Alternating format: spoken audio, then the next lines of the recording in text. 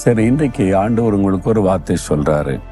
84 சங்கீதம் 5 தேவனே, உம்மிலே பலன் கொள்ளுகிற மனுஷனும் தங்கள் இருதயத்தில் செவ்வையான வழிகளை கொண்டிருக்கிறவர்களும் பாக்கியவான்கள்.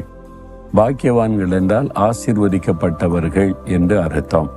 நீங்கள் ஆசீர்வதிக்கப்பட்டவங்க. ஆண்டோடைய வசனத்தை கேட்குறீங்கல்ல, அதனால நீங்கள் ஆசீர்வதிக்கப்பட்டவர்கள். அந்த ஆசீர்வாதம் உங்களுடைய வாழ்க்கையில நிலைத்திருக்க என்ன செய்யணும்? யார் ஆசீர்வதிக்கப்பட்டவங்கன்னா, தேவனே உம்மிலே பலன் கொள்ளுகிறவர்கள். உங்களுடைய பலன் எது அப்படின்னா, என்னுடைய பணம், என்னுடைய படிப்பு, என்னுடைய பதவி, அதல்ல.